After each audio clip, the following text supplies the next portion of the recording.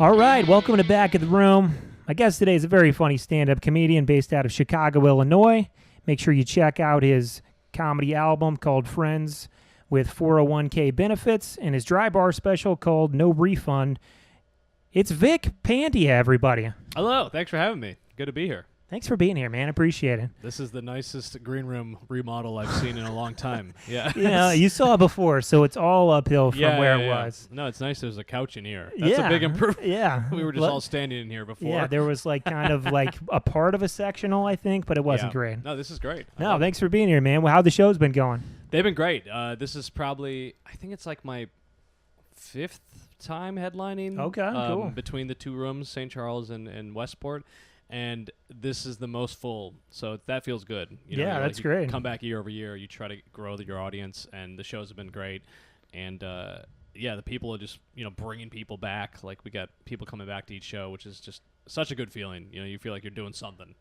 Yeah, man, that's always the goal, and especially here, like you get a bunch of people in that room. It's hard to beat because it's and they set up well. well. It's dark. It's true. I in Chicago, Zanies is my home club, and that's the kind of similar. It's like old school, 40+ years old. One of those original staple rooms, and they do the same thing. Seat front to back, tight. It's intimate. People know it's a comedy club. The brand is so solidified. Yeah, that's awesome, man. Yeah, you mentioned just kind of in passing here, you had a little bit of a rough go at it last night. Like you said, good crowd, but a lot of stuff going on. So Saturday, the early show sold out, and Friday late is notoriously like the roughest show of the weekend, right? Because people are, they've been working all week, and then they drink, and then they go to a 9 p.m. show, and there's a chance that some shit could go down, right? But the Saturday 7, so we're like sold out show, it's great, and then one after another thing started happening. Like usually in a show, maybe one person heckles or something happens. Like one event might occur.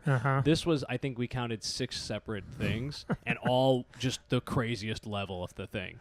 So within, I think it was like 12 minutes into my set, there's a fight. Like just almost basically a fist fight, but people cussing at each other in the crowd. Like stage right, way to the balcony. So that gets resolved, and it's like it was loud enough we had to stop the show in the sense of like I couldn't keep going. I had to like wait, and so I played it off. I was like, let's let them fight. Like they were old, so I was like, let's see what happens. Yeah. No one's gonna get too hurt, So like I got to roll with it, and the audience is laughing. And then on the left side, then another guy started like just being disruptive, dropped his glasses, couldn't see. And then, like, that was crazy. And then a woman got on stage at one point and just sat on the stage, was just drunk, and her husband was just also drunk, but he was quiet. So, like, I thought he was going to handle it and, like, take her out. But then he was just – he got – when some people get drunk, they just get silent? Yeah.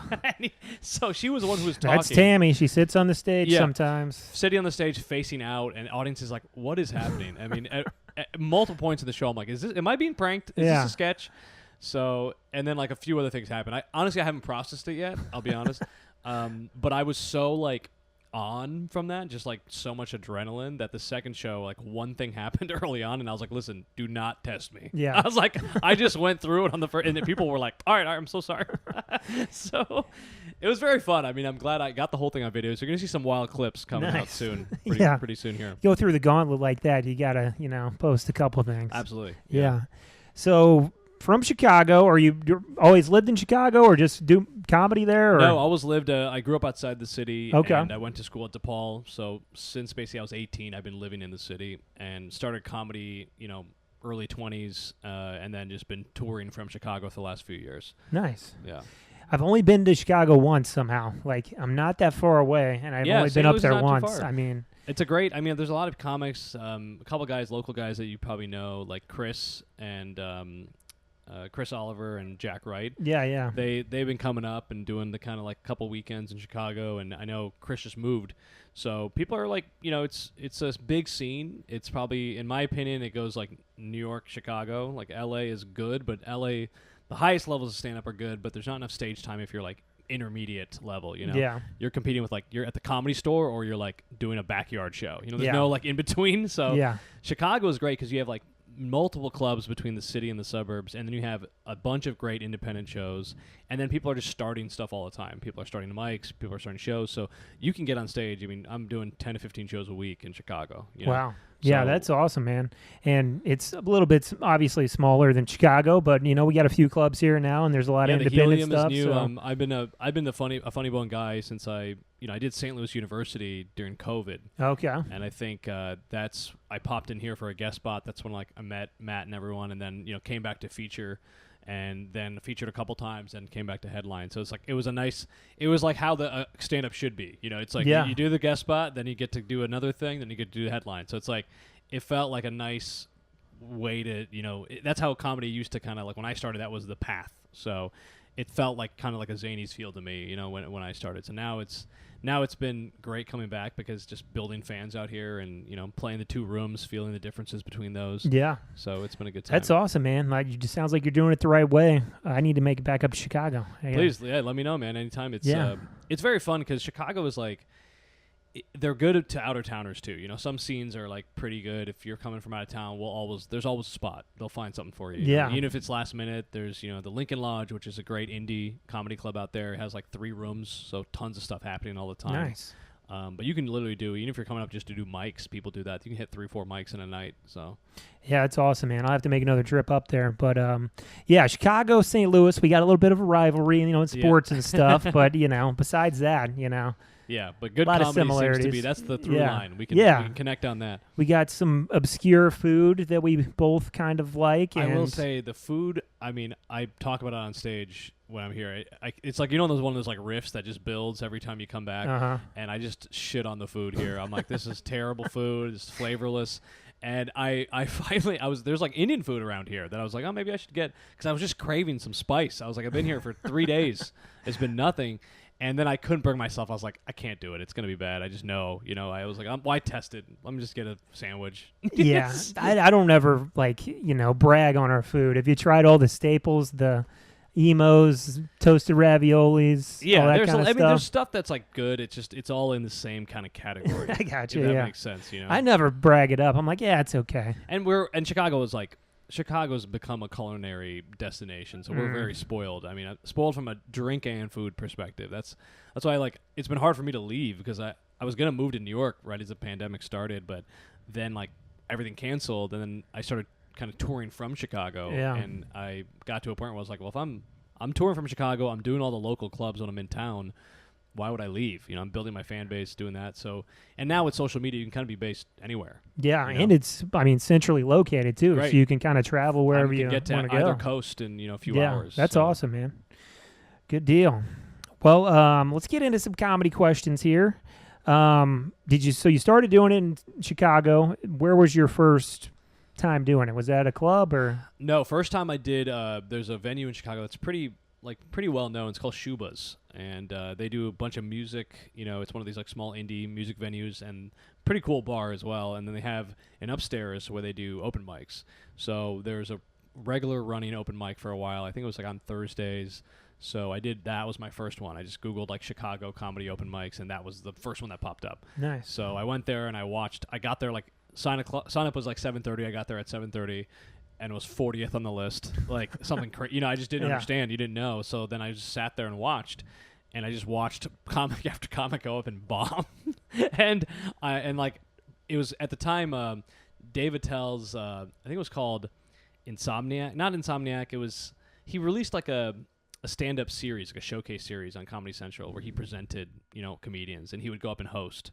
Okay. I forgot what it's called. It was something it was Dave Attell Presents, and was the Gotham or something maybe. It wasn't Gotham. It was some cool. It was a really cool room. But he would go up and he'd have a GoPro and he'd hand it to someone in the crowd, and then they would intersplice that kind of angle with the comic. It's like a first person thing. It was very cool. And it was all these great comics doing showcase sets. 10 minutes, 15 minutes, and he would host. And one of the comics on there was Junior Stopka, who Junior opens for. What's his name? What's the guy who's always smoking a cigarette, wears suits, zany suits, does indie venues, rock venues, been doing it forever. I can't remember. Suits. He's kind of he smokes a cigarette on stage. White guy. Not Dice, is it? No, not Dice. God, why can't I think this is embarrassing?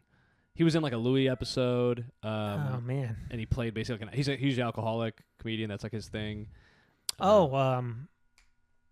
You're, that's gonna tip you off. Oh shit! It's Attell's favorite comedian. Yeah, I don't know why I can't. I mean, he's still doing it. Doug Stanhope. Doug Stanhope. I don't know why I couldn't think of that. We got to edit that. Yeah. Make that quicker. We'll just shorten it down. That. We'll cut to Dave here. There's me and Dave. So Doug is like, in the comedy world, Doug is huge and even mainstream enough, but Junior opens for him. So I saw Junior on this like Comedy Central thing, and he was Chicago. That they said like he's from Chicago. And then I'm at this open mic, my first ever one. I just watched this thing 3 days ago. Junior comes in. So I'm like, wow, Chicago, like we're famous out here. Like it really put this like star thing in my brain. and then I watched him go up, also bomb. And I was like, oh no, like this is not what it showed on TV.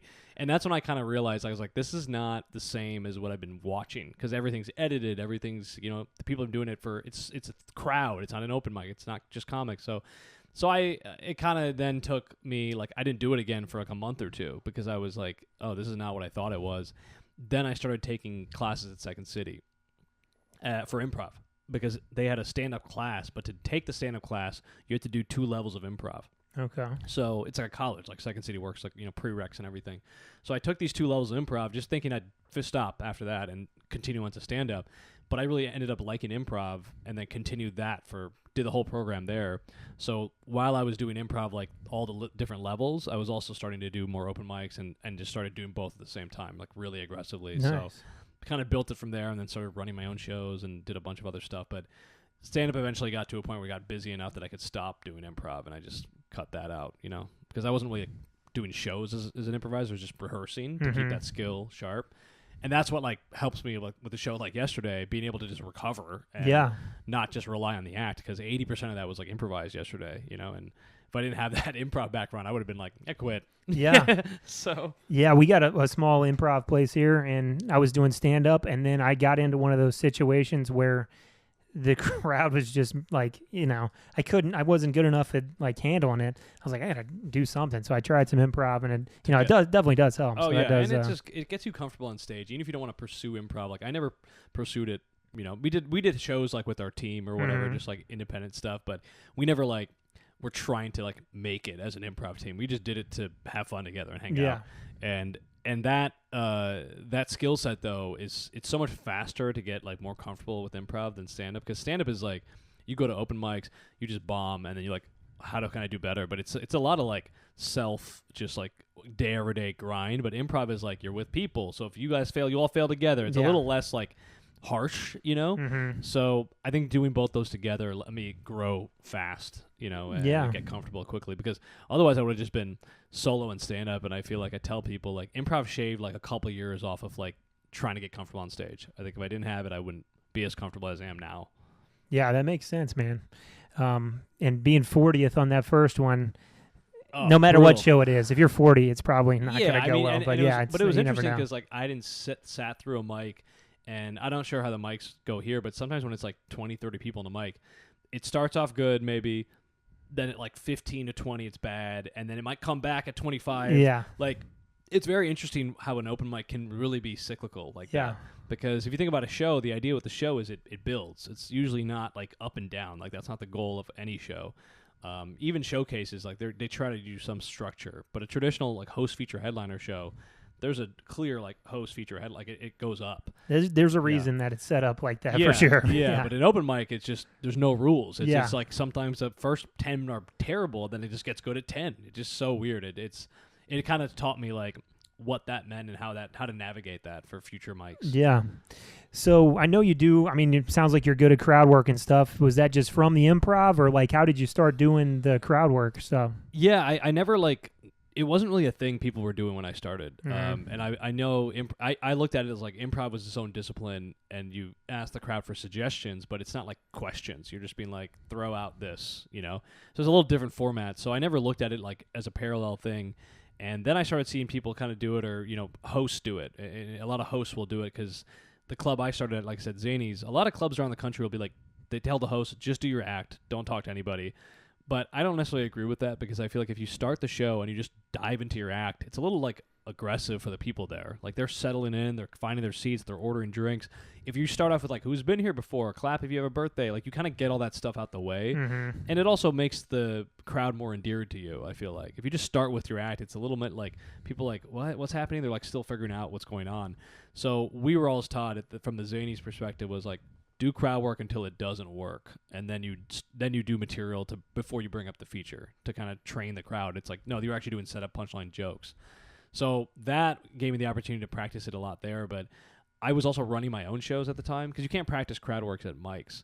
So I didn't really do it at all until I was about a year into doing stand-up. Like pretty, comfortable with mics, getting up a lot, and I didn't try it at all because I was like, I need to be able to go back into my act if something, I need to. And I need to also have like 10 minutes of material at least to be able to like pick and choose what I go back into. And so then I started practicing my own shows, and I just started like failing a lot. I mean, but it was good because I had the protection. It was like, I'm hosting my own show, so it's like no one's gonna be mad at me, And then I started hosting. We were hosting mics as well. So between the two and just getting like more host reps, hosting is what got me really good quick because Zanies used to do this thing called month-long MCs. So for an entire month, you would host. Wow. And Zanies is one of those clubs where it's 7 days a week. It was headliners. So you would host. You'd do 6 days a week. They give you 1 day off a week, but that means you're doing like 8 to 10 shows with variety of headliners because it's different headliners throughout the week. It might be 3 days of this person, 3 days of this person, 1 day of this person. So you're getting different headliners, different crowds. Yeah. So you're learning how to start from cold, night over night, and you're getting so many reps, and you're forced to just like learn how to be like immediately welcoming, immediately get all the announcements out the way, and then like do crowd work. So throughout those like month-long MCs, I started building fast, and the improv obviously came in handy with that because I was comfortable starting.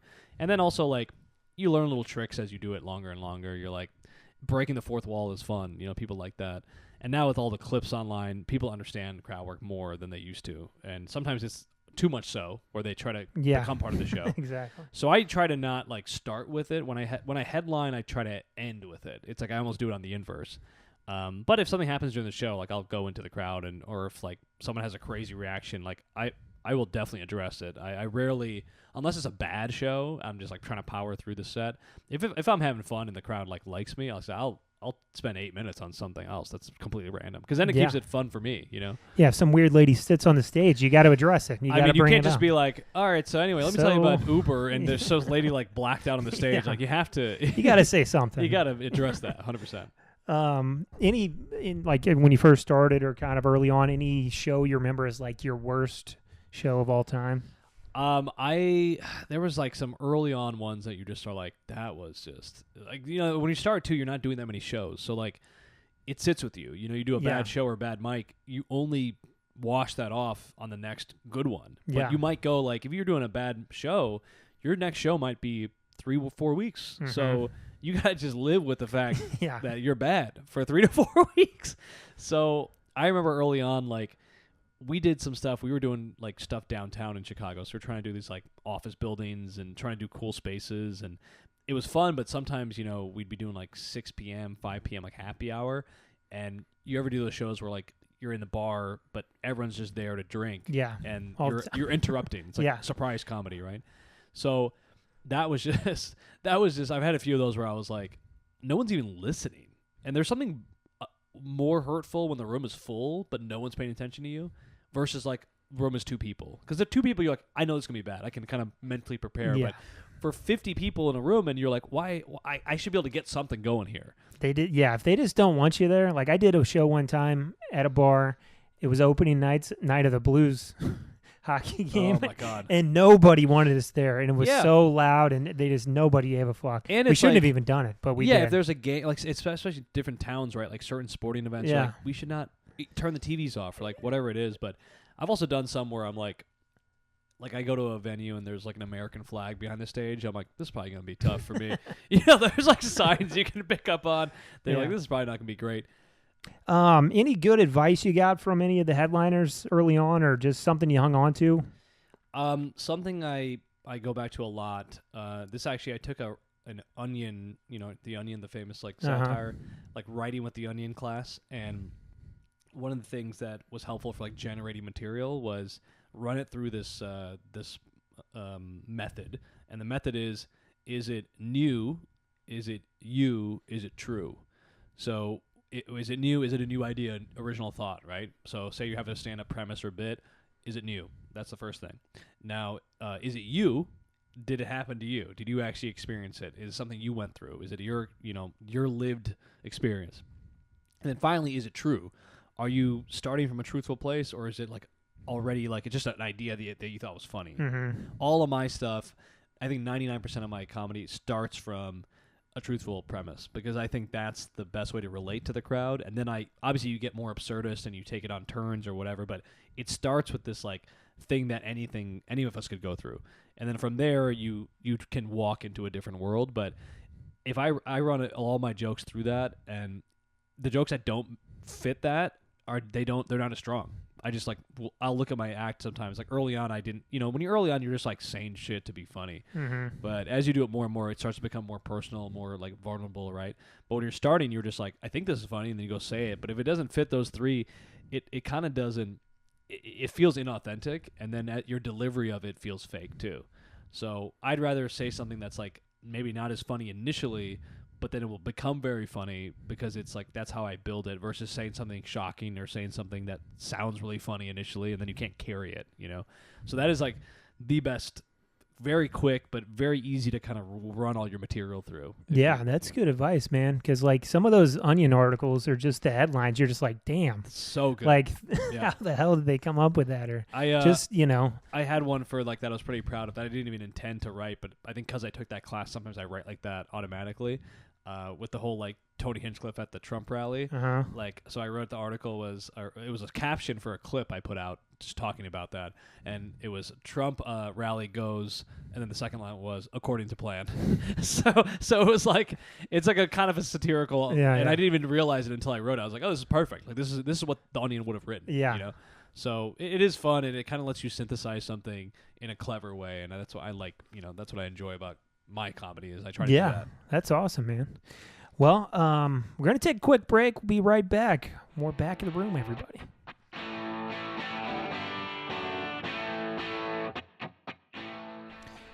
And we're back.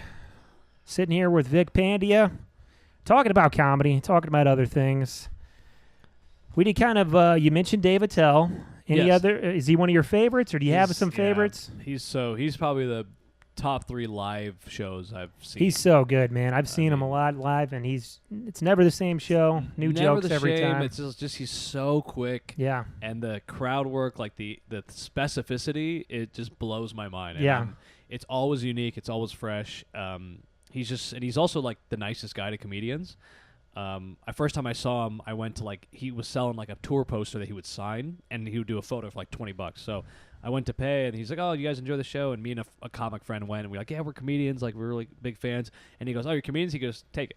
He just gave me the poster. He signed it and gave it to me for free. And it's just like little things like that you just remember, and you kind of always remember, like, that's what this business is. That's what's cool about comedy. No matter what level you are, you all started from the same awful open mic position. So that's why it's like, guest spots, things like that. Like, whenever you can give back in the scene, it feels like really good.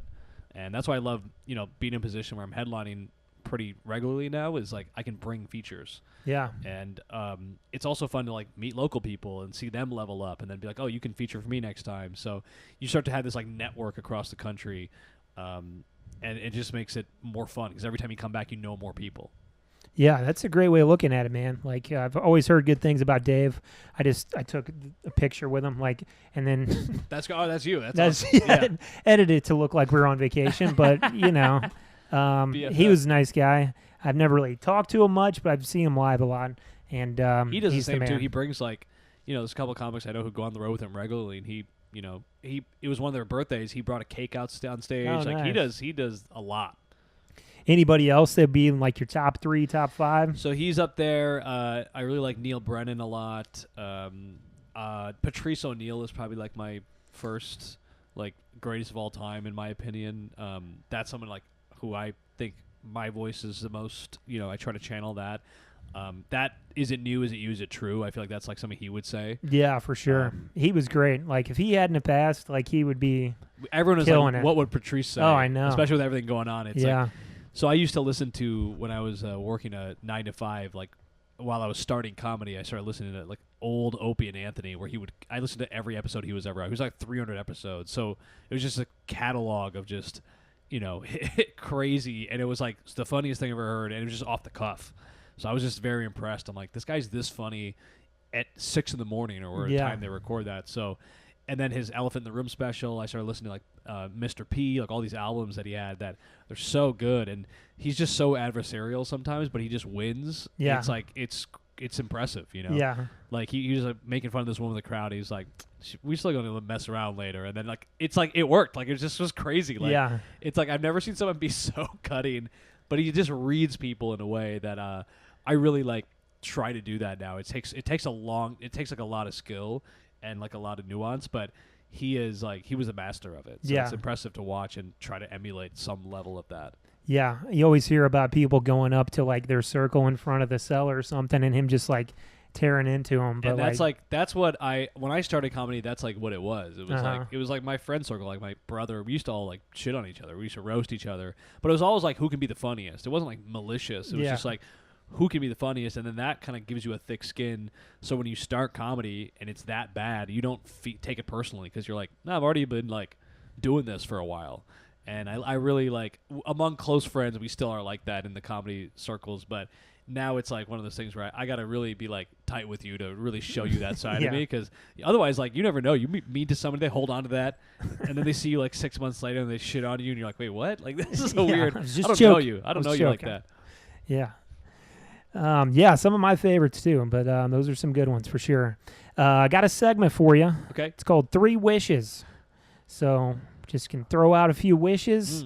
Usually, minor niceties or just something. Yeah. I usually don't be like immortality, Sure. Everybody says that, but that's a little much, I think. I think one that always comes to mind is like around travel. Like, I wish I could just travel everywhere. Like, I wanted to go at any given time and at like the best level. So like business class, first class, and just because it's like travel is so fun, but it's also so tiring. Yeah. Especially touring, you feel that. So it'd be very fun to be able to just like go at like a bougie level, and just see shit. I worked in an airline for a while, so I used to travel just like for fun on the weekends, and I really like that kind of like learning about new cultures, people, and I also think it makes your comedy better because you're like picking up on nuances, like even being here, learning about why St. Louis is 5 hours from Chicago. It's a whole different world out here. Yeah. So that's probably number one, be able to do that. Number two, just like be able to, it'd be great to like start my own like club or, be able to like start something where it's my own platform. I wouldn't even say club. I'd say like create my own brand and platform where I can do what I want and I have like a following. So I feel like Chappelle is a good example of this, where no matter what project he does, if it's a podcast, if it's a backyard theater show, where he sets up or whatever, tour, just pop up an arena show, sells out. And he can kind of do this because he's got to a point of fame of like people are going to support whatever he does. Yeah. So that, whatever that all entails, that'd be a wish to like get to that point and just be able to like do whatever creative projects I want. That's pretty good, man. Like I always say, like, people ask what your superpower would be. I think mine would be teleportation, because you can just, you don't have to worry about traveling. Like traveling like in a private jet would be great, but if you could just like I'm in Chicago or whatever. That's a great one. If we're going superpower, that was really that's a little much for this thing, but I think you got it right. I'll throw one at you. I got here. Yeah, just being able to sleep. Oh yeah, that's been a real problem lately for me. I keep trying different things, and it affects your performance. It's like you feel bad emotionally. You're not great. Like it's so many things, and as I get older, it's like I got to do more things to keep it in line. Yeah, I can't. I've always had trouble falling asleep. Do you got that, or do you got where you're just waking up? Or something? Wake up. I like don't sleep enough. I feel like I can fall asleep, but then I might wake up at like after a few hours, and I'm like, no, we got to keep this going. Yeah, like we got to keep going until the morning.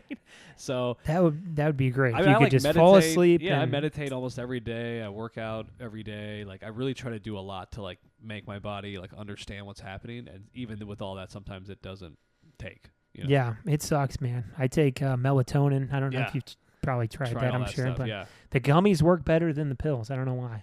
Yeah, and that's another thing, like experimenting, even like CBD and gummies like that. But then sometimes you do too much and you feel like you get crazy in the middle of the night. So it's like I'm trying to find a way to do it just like without anything. Yeah. You know? Got one more for you here, Okay. or a couple more, but this one's kind of a minor nicety. But if I was just if I had a parking spot that just appeared anytime I was going somewhere, don't have to pay, don't have to. That's a very fun do a like, meter. post-30s kind of like one that you'd be like, I just don't want to walk. Yeah. You know, I don't want to. Yeah, I like that a lot. I think that's the thing is like my big thing I realized like as I get more, anytime I was like working or had like more money, and everything I would do like and buy is just like better quality and more convenience. That's like what money buys you. That like is a lot, convenience. yeah. Anytime you can level up or like save time with a it's purchase, huge. I love is huge. So like I like everything kind of like contained. Like I'd like to have kind of along with a travel thing, and I'd like to have like a a property in like every major city. That way I could just like have a spot. So I roll up. I don't have to do anything new. It's like everyone knows that this is mine, and it's just like everything's there for me. Yeah. And then I can just like I have homes everywhere. That would be the best. That's a good wish too. Yeah. Yeah, that's a great one. So that way, I feel like I'm pretty set up between those three things. Yeah. No, that's great. I got one left here. Cool. Wish that everyone in America could come together and write in Stone Cold Steve Austin for president. Yeah, that we were like, it's so crazy because we're like 3 days away. Yeah. And you can feel it at the shows. Yeah. I mean, it's been tense. And me and the feature I brought, we both like touch on politics a little bit, touch on this. And so it's been fun to kind of see how to get into it. It's been fun seeing the responses. But overall, what I'm encouraged by, I'm going to post this tomorrow, is like I did this bit about it. And I got like a little applause break. And it made me feel good because I was like, if I get that here, like I think that's how fed up people are. It's like no matter what, red, blue, independent, whatever you are, I think people are just like, let this shit be done.